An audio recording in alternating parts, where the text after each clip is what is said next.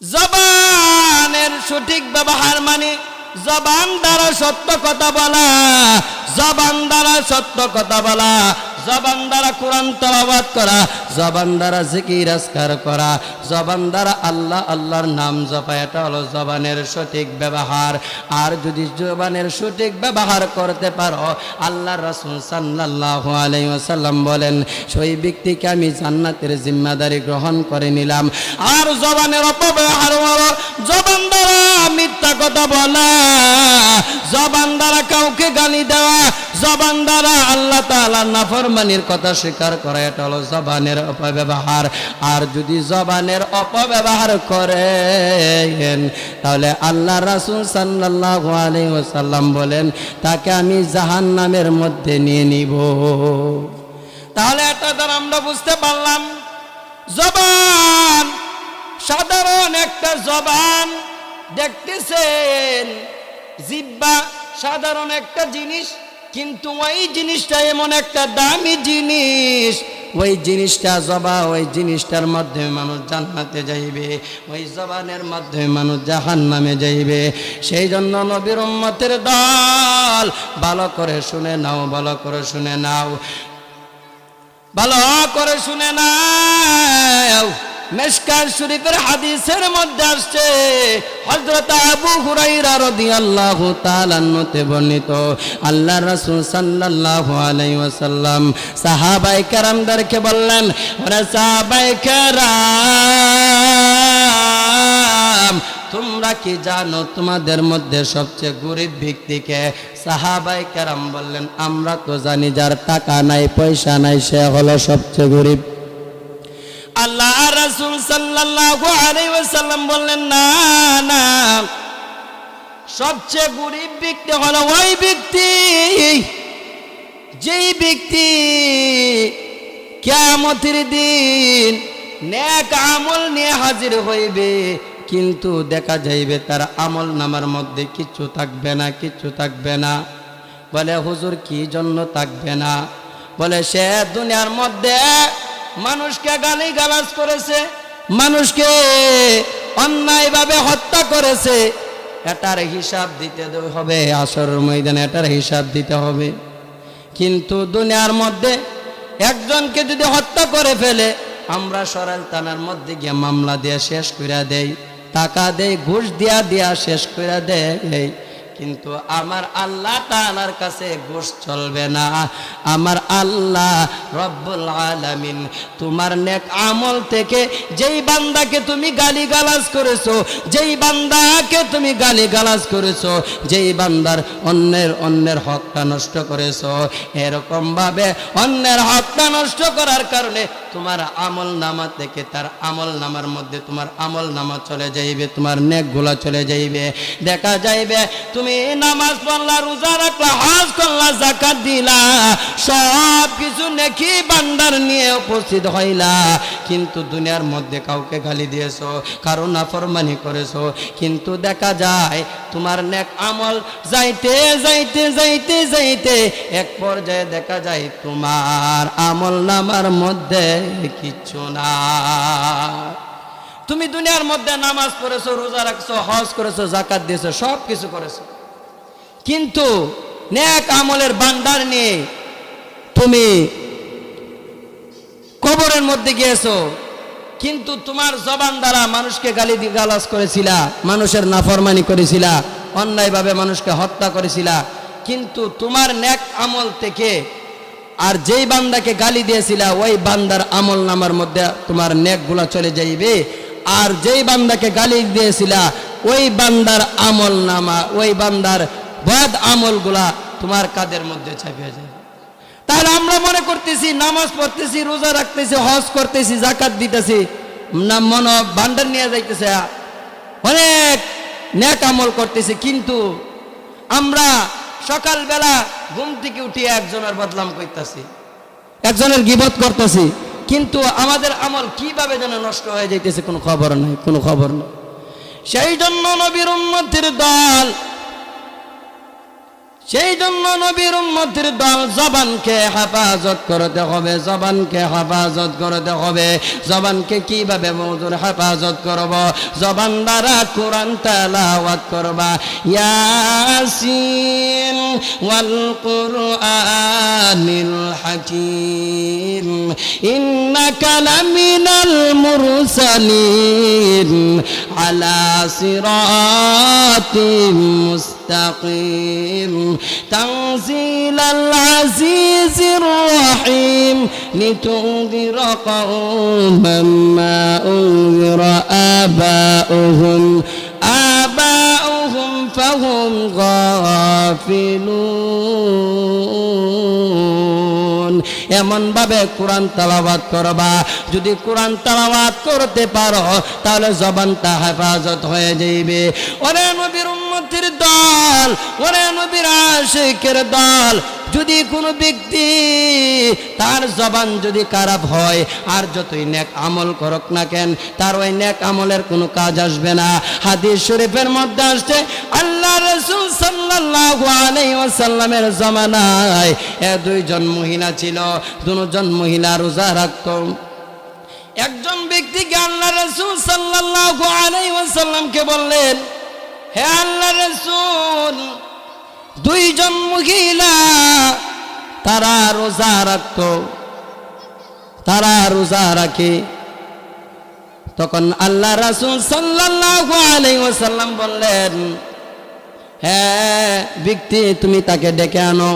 তখন নবী করিম সাল্লাল্লাহু আলাইহি ওয়াসাল্লামের দ্বারে যখন নিয়ে আসলেন, তখন নবী করিম সাল্লাল্লাহু আলাইহি ওয়াসাল্লাম বললেন, হ্যাঁ মহিলা, তুমি একটা কলসের মধ্যে বমি করো। তখন বমি করলেন, দেখা গেল ওই কপের সঙ্গে রক্ত বের হইতেছি, রক্ত বের হইতেছি।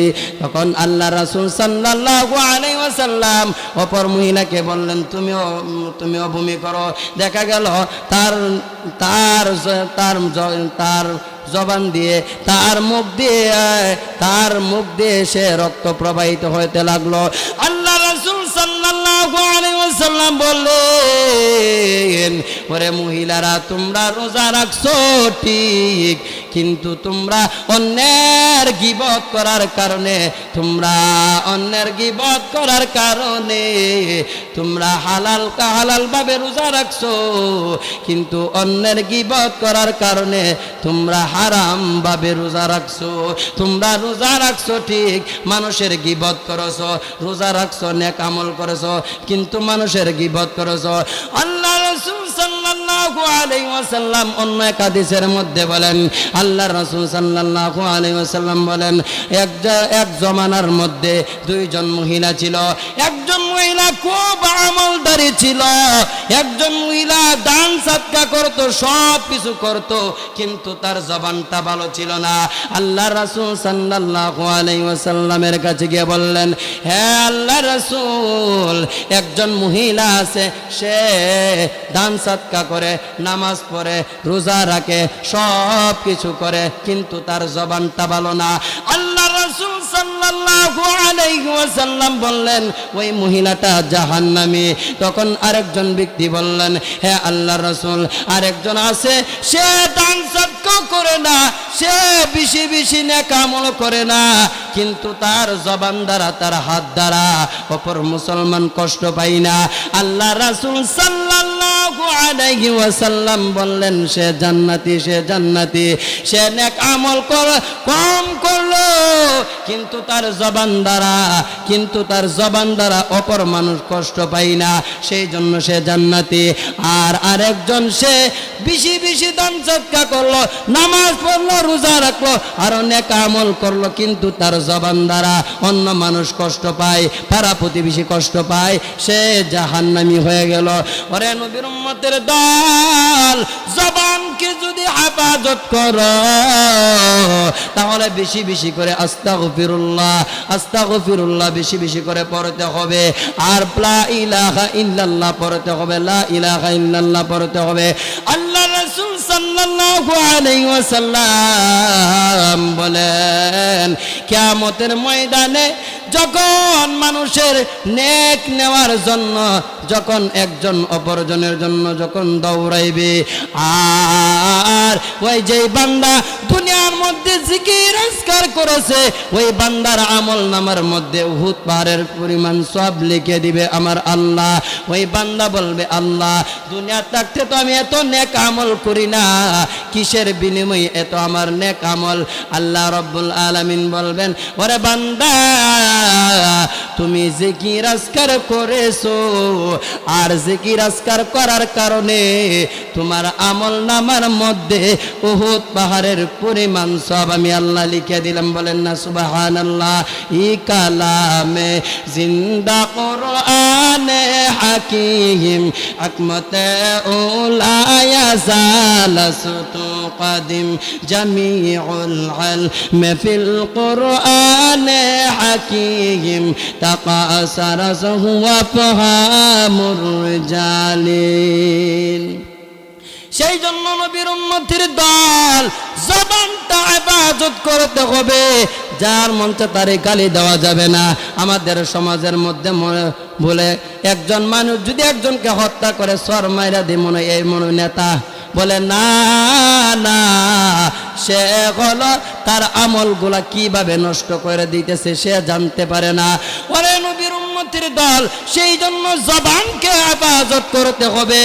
জবানকে যদি আমরা হেফাজত করতে পারি তাহলে আমরা জান্নাতে যাইতে পারবো, আর যদি জবানকে যদি হেফাজত না করি তাহলে আমরা জাহান্নামের উপযুক্ত হব। আল্লাহ রাসূল সাল্লাল্লাহু আলাইহি ওয়াসাল্লাম বলেন, তোমরা যদি দুই সওয়ালের মধ্যবর্তী স্থান এবং জবানের হেফাজত করতে পারো, আল্লাহ রাসূল সাল্লাল্লাহু আলাইহি ওয়াসাল্লাম বলেন তার জান্নাতের জিম্মাদারি আমি আল্লাহ রাসূল সাল্লাল্লাহু আলাইহি ওয়াসাল্লাম নিয়ে নিলাম। সেই জন্য আমরা যতটুকু আমল করি আমরা জবানটাকে ঠিক রাখতে হবে। জবান ঠিকের কারণে মানুষ জাহান্নামে যাইবে। সেই জন্য আল্লাহ রাব্বুল আলামিন বলেন, মা ইয়ালফিজু মিন কাউলিন ইল্লা লাদাইহি রাকীবুন আতীদ। মানুষের লিসান দ্বারা, মানুষের জবান দ্বারা যেই কথাটা উচ্চারিত হয় তা গ্রহণ করার জন্য সদা প্রস্তুত রয়েছে। সেই জন্য কথা বলার সময় চিন্তা ফিকির করতে হবে যে আমি কথাটা বলতেছি এর দ্বারা আমার কোনো ক্ষতি হইতেছে কিনা, আমি যেই কথাটা বলতেছি তার দ্বারা অন্যের কোনো ক্ষতি হইতেছে কিনা। যদি ক্ষতি হয় হাসরের ময়দানে আমার নেক থেকে তার নেক দেওয়া হবে, আমার নেক আমল থেকে তাকে নেক দেওয়া হবে। সেই জন্য জবানটা বেশি বেশি করে, জবান দ্বারা বেশি বেশি করে লা ইলাহা ইল্লাল্লাহ পড়বা, লা ইলাহা ইল্লাল্লাহ পড়বা, আস্তাগফিরুল্লাহ পড়বা, কোরআন তেলাওয়াত করবা। এমন ভাবে যদি জবানকে হেফাজত করতে পারো তাহলে জান্নাতে যাবার জন্য আপনার জন্য সহজ হয়ে যাইবে। তাহলে আমরা এতক্ষণ আলোচনা থেকে এটাই বুঝতে পারলাম যে জবানের মাধ্যমে মানুষ জান্নাতে যাইবে, আর ওই জবানের মাধ্যমে মানুষ জাহান্নামে যাইবে। জবানের সঠিক ব্যবহার যদি করেন ওই জবানই আপনাকে জান্নাতের মধ্যে নেবেন। আল্লাহ রাসূল সাল্লাল্লাহু আলাইহি সাল্লাম নিজ জিম্মাদারি তাকে জান্নাতে নেবে, আর ওই জবানের মাধ্যমে মানুষ জাহান্নামে যাইবে। সেই জন্য আমরা আমাদের জবানটাকে হেফাজত করব। আর হেফাজত কিভাবে করব? আমরা বেশি বেশি জিকির আজকার করব, আমরা বেশি বেশি আস্তাগফিরুল্লাহ পড়ব। যদি আমরা জবানের হেফাজত করতে পারি তাহলে আমরা সহজ হয়ে যাবে, জান্নাতে যাওয়ার জন্য আমাদের জন্য সহজ হয়ে যাবে। সেই জন্য যতক্ষণ আলোচনা করা হয়েছে এই আলোচনার উপর আমাদের প্রত্যেককে আমল করার মতো তৌফিক দান করেন। ওয়া আখির দাওয়ানা আনিল হামদুলিল্লাহি রাব্বিল আলামিন। আসসালামু আলাইকুম ওয়া রাহমাতুল্লাহি ওয়া বারাকাতুহু।